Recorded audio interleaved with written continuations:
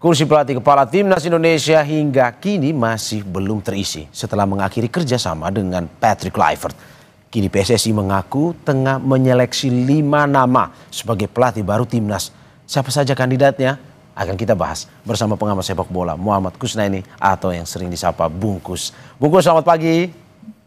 Selamat pagi Mario. Terima kasih Bungkus sudah bergabung di Dialog Sapa Indonesia pagi hari ini. Bungkus, kemarin konferensi pers 5 nama masih dirahasiakan karena untuk menjaga privasi. Kalau dari Bungkus sebagai pengamat senior pasti sudah ada bocoran nih. Siapa aja Bungkus kalau yang bisa dibagi ke kita? Ya, yang pertama kehati-hatian PSSI dalam menentukan pelatih timnas ini sebetulnya ada hubungannya dengan kegagalan pelatih sebelumnya ya. Tentu kalau kita mengalami kegagalan kita berusaha tidak sampai terulang kegagalan itu. Dan ini sebetulnya hal yang ada baiknya gitu ya. Kita sekarang lebih berhati-hati dalam memilih pelatih baru supaya proyek untuk lolos ke Piala Dunia 2030 ini kali ini tidak lagi gagal, benar-benar berhasil dicapai. Nah, kehati-hatian itu tentu juga berkaitan dengan banyak aspek ya.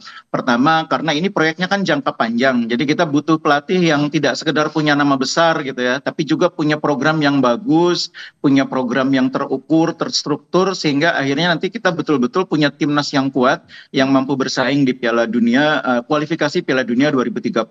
Di samping itu ada aspek lain ya, aspek kesiapan pendanaan dari PSSI sendiri, serta tentu kesediaan dari pelatih yang bersangkutan. Nah, dari 5 nama itu sebetulnya sudah mengerucut menuju ke 2 nama sebetulnya. Yang satu pelatih berasal dari luar, dari Eropa sana, yang kebetulan sekarang masih pegang tim. Yang satu sebetulnya dua-duanya dari Eropa pada dasarnya ya. Yang satu sudah ada di Indonesia tapi masih pegang tim di kompetisi domestik. Makanya tadi dalam konferensi pers kan disebutkan pelatih yang diincar itu salah satunya masih menangani tim. Jadi 2 nama itu yang sebetulnya paling kuat mengerucut menjadi kandidat. Ya, tapi kan Bungkus kan belum ada nama yang disampaikan kemarin. Berarti sudah ada bocoran-bocoran ini ya.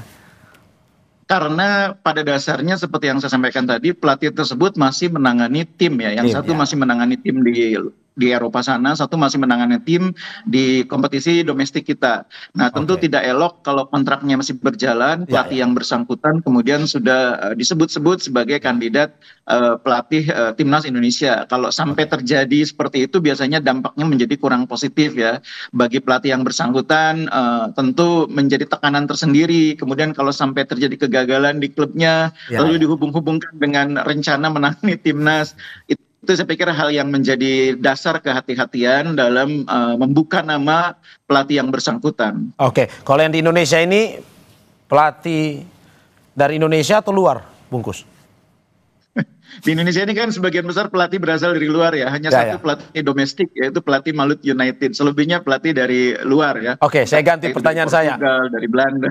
Asalnya dari Belanda atau dari mana Eropa? Iya, yang saya tahu ini pelatih ini bukan dari Belanda yang di Liga 1. Di Liga domestik ini ya, di Super League ini pelatihnya bukan dari Belanda. Dan kabarnya pelatih yang bersangkutan juga tertarik, tapi memang sejauh ini belum ada kesepakatan yang formal.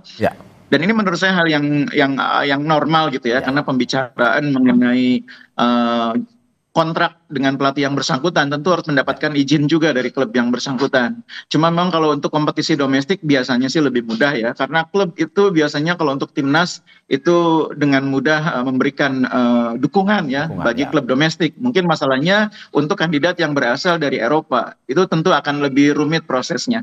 Oke, kalau yang satu lagi yang berasal dari Eropa, pelatih yang sedang melatih klub di Eropa, apakah memang liga besar atau bagaimana, Bungkus? Ternyata memang bukan liga besar ya, tapi menurut saya bukan masalah liga besar atau liga kecil. Liganya mungkin tidak terlalu besar untuk ukuran Indonesia ya. Kalau orang Indonesia kan bilang liga besar itu kan Inggris, Italia, Jerman, Spanyol. Ini bukan dari sana. Tapi menurut saya meskipun bukan menangani tim yang bisa dibilang liga besar itu ya, atau tim nasional besar gitu ya. Yang di Eropa sana kan ada juga yang menangani timnas ya, bukan timnas besar. Tapi sebetulnya yang paling penting untuk Indonesia itu pelatih yang punya kemampuan membangun timnas secara terstruktur ya, secara terkonsep. Karena kita ini kan sekarang kalau kita mau pelatih yang betul-betul grade-nya A super, itu kan juga tidak mudah. Di Ya. samping salary-nya tinggi, itu juga peringkat Indonesia ini kan menjadi problem juga karena kita masih di level yang cukup jauh ya, di atas 110. Pelatih-pelatih top itu biasanya maunya klub yang ada di level 20 atau 30 besar. Kita ini masih jauh sekali, 110 ke atas. Karena itu kita juga harus paham bahwa kita tidak mudah mendapatkan pelatih yang levelnya seperti itu. Yang penting itu pelatih itu orang yang teruji kemampuannya, orang yang punya konsep, orang yang punya kemampuan membangun timnas naik secara perlahan. Ya itu sudah pernah kita alami dari ketika zamannya Sintayong ya. Peningkatan prestasi itu secara bertahap terjadi meskipun memang kemudian terjadi perbedaan kesepakatan sehingga akhirnya berhenti di tengah jalan. Oke, apakah juga yang pelatih Eropa ini mantan pemain terkenal seperti Patrick Kluivert atau kita memang mengenal pelatih ini secara umum atau bagaimana? Kali ini kebetulan bukan mantan pelatih terkenal ya, yang saya tahu ini bukan mantan pelatih atau pemain terkenal, dan ini menurut saya lagi-lagi bukan masalah. Tidak semua pemain terkenal itu bisa menjadi pelatih hebat juga. Seperti halnya sama, pelatih hebat itu tidak semuanya sebelumnya berasal dari latar belakang pemain yang hebat, atau sebaliknya. Pelatih yang tidak hebat itu belum tentu juga sebelumnya pemain yang tidak hebat gitu. Jadi bukan soal latar belakang tapi bagaimana dia membangun karir kepelatihannya dengan baik sehingga akhirnya mampu berprestasi. Oke, mengerucut kedua nama. Kalau dua nama ini menurut Bungkus, satu sudah punya pengalaman di Indonesia, satu masih di Eropa. Menurut Bungkus lebih cocok mana sebenarnya untuk di timnas? Iya, sebetulnya idealnya pelatih timnas itu juga orang yang punya pemahaman tentang sepak bola Asia keseluruhannya, karena kita nanti akan bersaing di Asia ya, tidak hanya harus paham tentang Indonesia tapi Asia secara keseluruhan. Jadi pelatih ini nanti tahu kita akan bertemu lawan Thailand itu seperti apa, bertemu dengan Korea Selatan seperti apa mainnya, bertemu dengan Uzbek seperti apa mainnya. Jadi dengan demikian dia tahu bagaimana cara mempersiapkan tim, membangun tim, itu membantu ya.